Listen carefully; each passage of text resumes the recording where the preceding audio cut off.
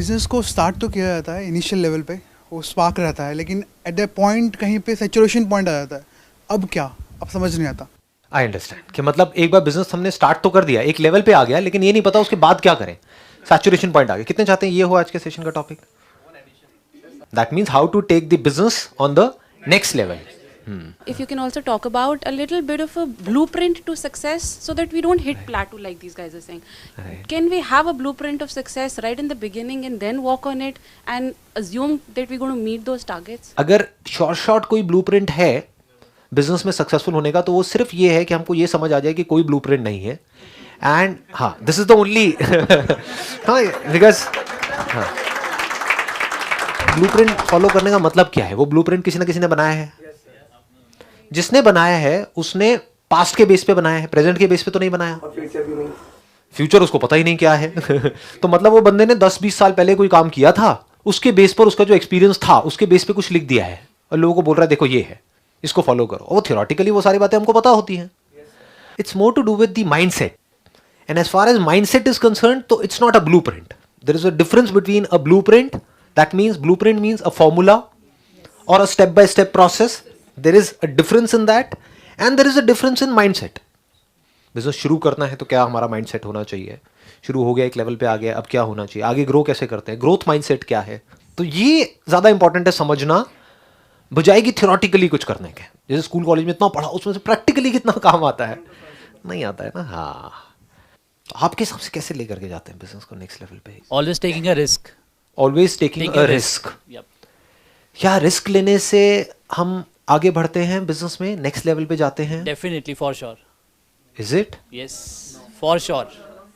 तो इसका मतलब ये है किसी के पास में 10 लाख रुपए पड़ा है, वो कुछ भी रिस्क ले ले तो वो नेक्स्ट लेवल पे चला जाएगा. No. Can we use a term calculated risk, Exactly. Right, Calculated risk. Rather than risk? Exactly.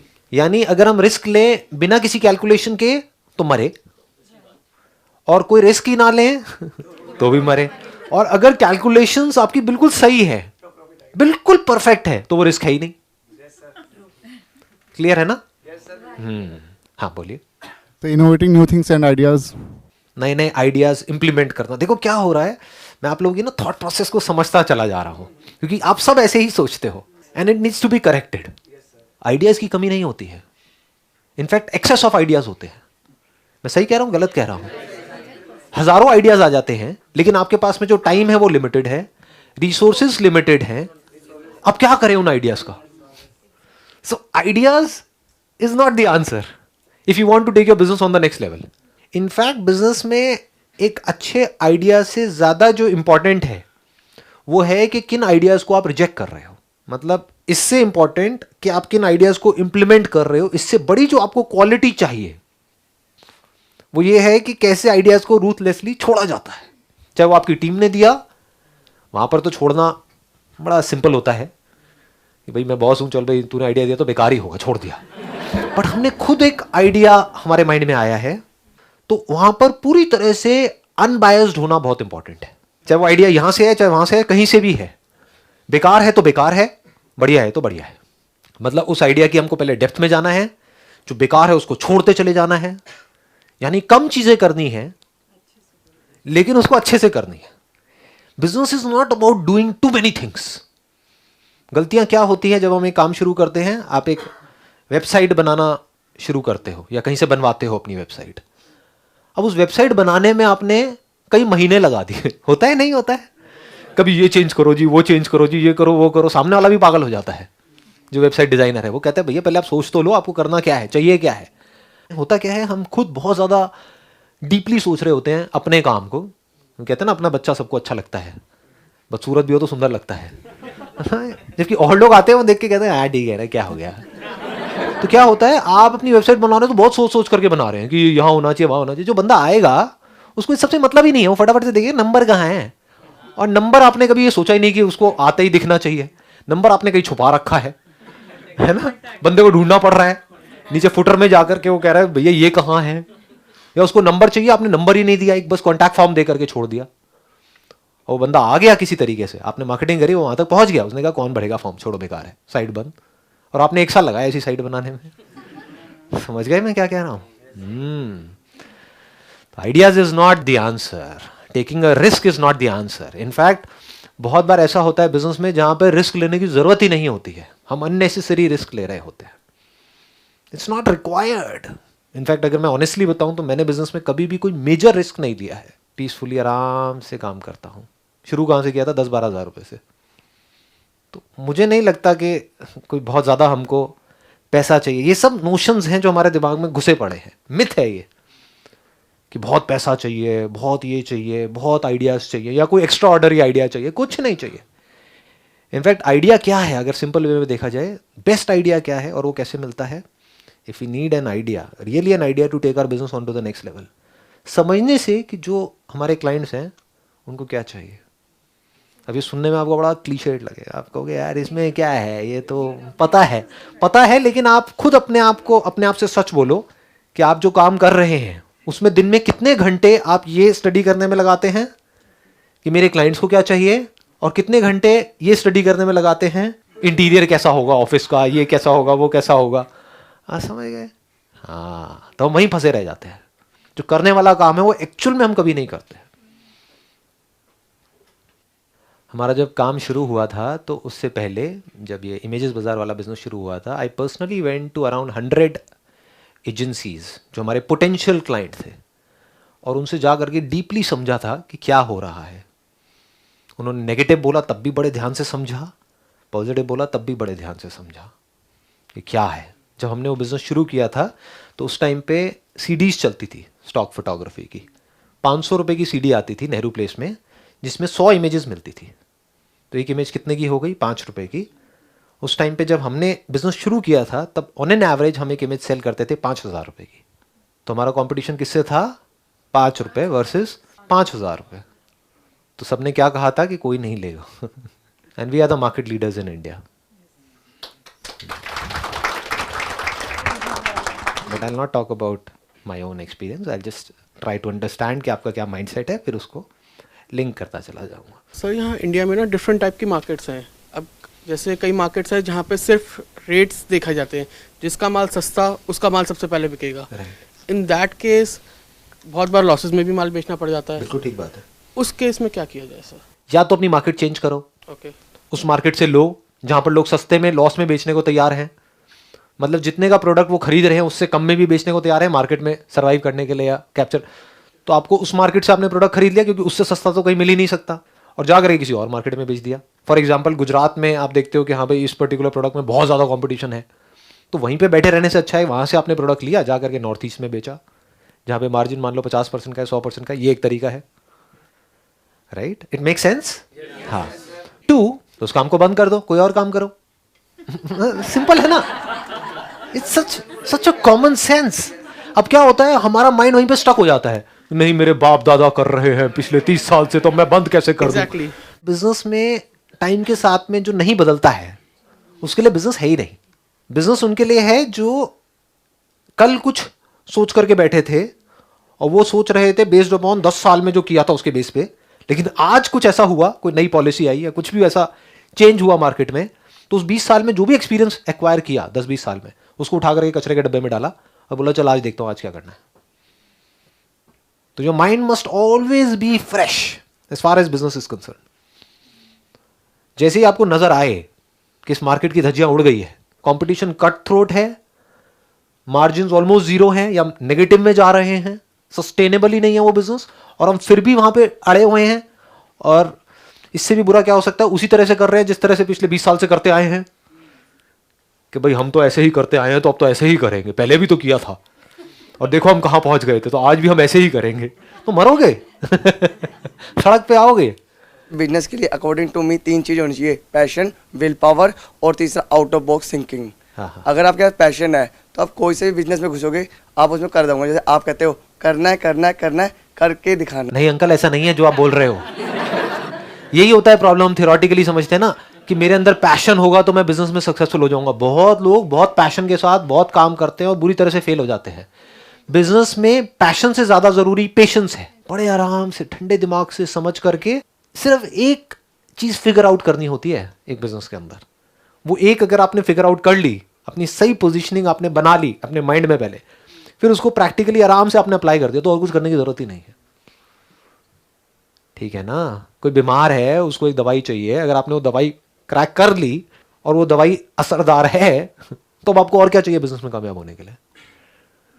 उस बंदे की बीमारी और जगह से ठीक नहीं हो रही, बट समहाउ और the other you have cracked it, आपने ऐसा प्रोडक्ट बना लिया, तो आज नहीं तो कल वर्ड ऑफ माउथ अपने आप फैलेगा। जो ठीक होगा वो चुप नहीं बैठेगा, वो जा करके अपने आप बताएगा, अपने आप ही आपका बिजनेस इतना फैल जाएगा कि लाइन लगी पड़ी होगी। देखा होगा आपने ऐसे लोगों को। आपने एक बोला था पैशन, दूसरा क्या बोला था? Will power. विल पावर चाहिए, हाँ बिल्कुल चाहिए, इसमें कोई डाउट नहीं है। और तीसरा क्या बोला? Out of box thinking. Out of box must not be just for the heck of it, because this has kind of become a buzzword. Everybody is talking about out of the box thinking. तो उस चक्कर में क्या होता है, कई बार हम कुछ ऐसा करने लग जाते हैं which is senseless. So it must make sense. Common sense approach बोलते हैं इसको. That is a better word than out of the box thinking. In fact, common sense is the most uncommon in this world. Please have a seat. Thank you, sir. हाँ, समझ पा रहे हो ना मैंने क्या बोला है? Common sense. And what is common sense? जो सबको समझ आ जाए। अभी तक मैंने जो भी कुछ कहा आज के सेशन में, कुछ भी ऐसा है जो आप में से किसी को भी समझ नहीं आया है, तो दिस इज कॉमन सेंस, जो बच्चे से बच्चा और बड़े से बड़ा सबको समझ आ रहा हो। This is common sense which is simple and easy to understand.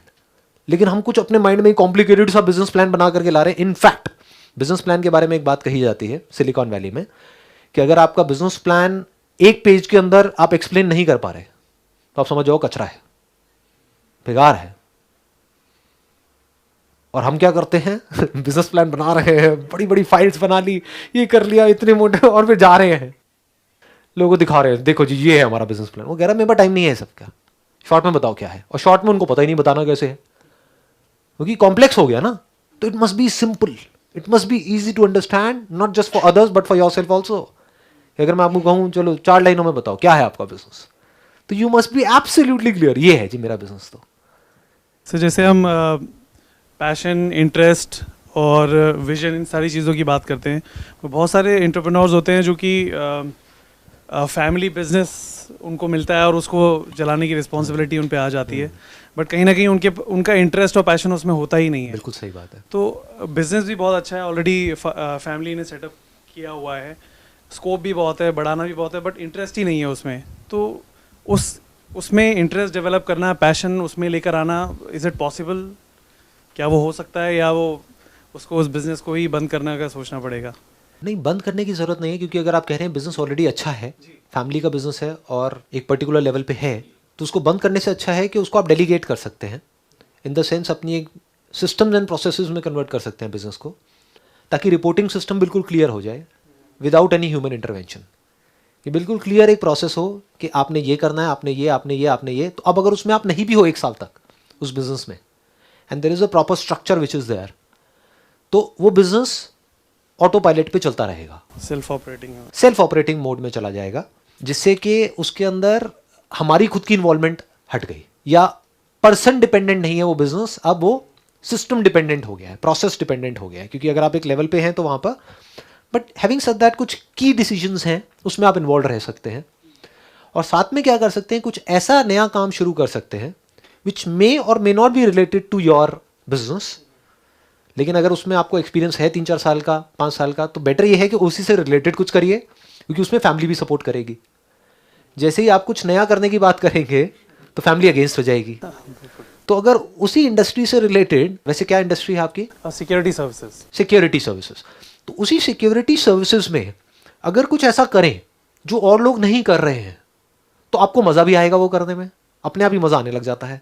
क्योंकि मज़ा कैसे आता है कोई भी काम करने में? When we are creating something new, वहाँ पे मज़ा आता है लाइफ में। जो क्रिएट हो चुका है ऑलरेडी, उसी को बार बार करने में बोरिंग होता है। तो अब आप क्या कर रहे हैं, आपके वही एग्जिस्टिंग क्लाइंट्स, उनको आप कुछ नया ऑफर कर रहे हैं, और वो कुछ ऐसा है जो पूरे इंडिया में कोई और ऑफर नहीं कर रहा है, और उस सेगमेंट में आप पूरी तरह से इन्वॉल्व हैं। तो आपका पैशन भी आ गया, आपको मज़ा भी आ रहा है उस काम को करने में, कुछ क्रिएट भी कर रहे हो आप, कुछ इनोवेट कर रहे हो। फॉर एग्जाम्पल, जो सिक्योरिटी गार्ड्स हैं, मान लो उनको लड़कियां बना दो। हाँ, उनको लड़कियां नहीं, उनको लड़कियां मत बनाओ।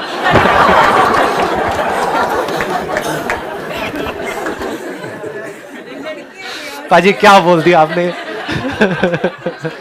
मर्द को औरत बनाओगे आप?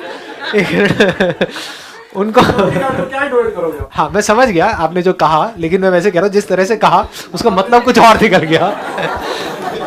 एक तो ये है कि अगर मेल गार्ड ज्यादा है तो हम फीमेल भी ऐड कर सकते हैं, बट हो सकता है फीमेल भी ऑलरेडी है।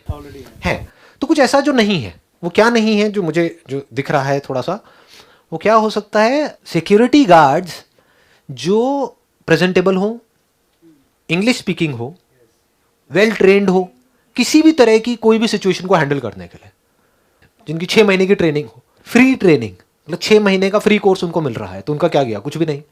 तो अब यहां से क्या हो रहा है, from the job market also you are creating an opportunity for youngsters जिनको जॉब नहीं मिल रही है, बट वो जितना भी फ्यूचर में अर्न करेंगे उसका 20% आपको मिलता रहेगा। और इनका जो प्राइस पॉइंट होगा वो नॉर्मल जो और गार्ड्स हैं, मान लो उनका 15,000 है तो इनका 30,000 होगा।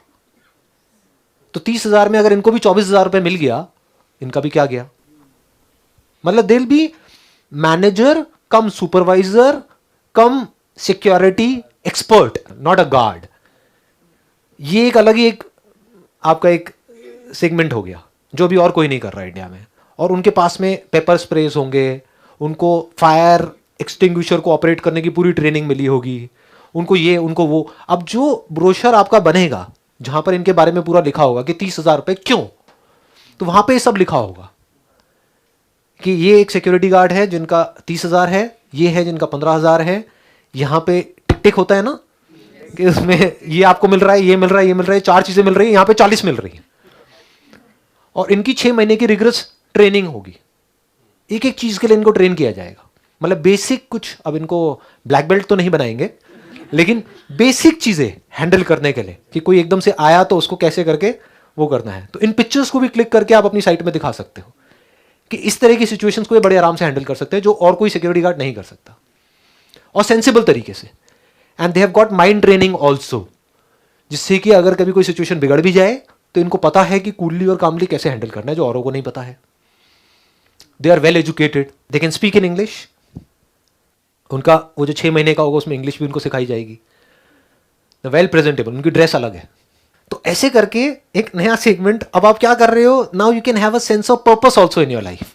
Otherwise, we are all living a purposeless life. That is more important. That was the answer which I was looking for. Right. How do I create a meaning in? हाँ, now the meaning is कि वो लोग जिनको job नहीं मिल रही है, जो हो सकता है किसी गलत ट्रैक पे जाने वाले हैं, जो हो सकता है वो जो एक कॉलेज से तो निकल गए हैं, डिग्री भी है, करने की कुछ चाह भी है उनके अंदर से, कुछ करना भी चाहते हैं, लेकिन कहीं उनका कुछ नहीं हो रहा है। जॉब मिल भी रही है तो 8-10 हज़ार रुपये की, जिसमें उनका कुछ होना नहीं है, क्योंकि उससे ज़्यादा तो पता नहीं कितना ज़्यादा तो वो पढ़ाई में लगा चुके हैं और उसके लिए वो लोन ले चुके हैं। तो ऐसे लोग फंसे पड़े हैं, लाखों ऐसे लोग हैं। अब अगर उनको आप इस तरह का कुछ दे रहे हो और इसमें मैनिपुलेट नहीं कर रहे हो चीज़ों को, आपकी नीयत बिल्कुल साफ है कि यार मेरा बिजनेस ऑलरेडी चल ही रहा है फैमिली का, तो ऐसी मेरे को कोई गरज तो है नहीं कि मेरे को पैसा नोच लेना है यहाँ से वहाँ से, तो मैं फ्री में ट्रेनिंग दूंगा इनको 6 महीने वालों को। मतलब कि आप उस बंदे की सिचुएशन को समझ करके अपने दिल से एक काम कर रहे हो, सिर्फ दिमाग से नहीं कि अपना पैसा कमाने के लिए, दिल से उनके इमोशंस को, उनकी सिचुएशंस को फील करके। कि एक बंदा है जिसके फादर ने हो सकता है अपनी एफडी तोड़ दी है, पता नहीं क्या किया है, कहाँ से पैसा उठाया उसकी पढ़ाई के लिए, उसने पढ़ भी लिया, किसी इंजीनियरिंग कॉलेज में चला भी गया, उसके बाद में कुछ हो ही नहीं रहा है। ऐसे बहुत हैं, लाखों हैं अनएम्प्लॉयड। तो आप क्या कर रहे हो, एक नई कैटेगरी डेवलप कर रहे हो। ये है जो कुछ एंटरप्रेन्योर्स होते हैं जिनके अंदर कुछ अलग ही चीज़ चल रही होती है। तो ऐसे अगर आप सोचने लग गए तो जब सुबह उठोगे तो अब आपको उठना नहीं पड़ेगा अलार्म लगा करके, 6 बजे अपने आप ही नींद खुल जाएगी। अपने आप वहां पर उस इंस्टीट्यूट में जाओगे, आप देखोगे ये सब ठीक से चल रहा है नहीं चल रहा है, आप एक एक चीज़ को ध्यान से देखोगे और फिर आप देखोगे कि जब इनको प्लेसमेंट मिली तो ये सब कुछ ठीक है वहां पर या नहीं है। मतलब you will be actively involve in this whole thing, because आपको पता है मैं एक नई दुनिया क्रिएट कर रहा हूं। तो आप सिर्फ अपने बिजनेस के लिए काम नहीं कर रहे, आप इंडिया के लिए काम कर रहे हो, आप इस वर्ल्ड के लिए काम कर रहे हो, आप यूथ के लिए काम कर रहे हो। आपकी वजह से उन लोगों का भी घर चल रहा है, उनके बच्चे स्कूल में जा पा रहे हैं, उनके घर में खुशियां हैं। किसकी वजह से? आपकी वजह से।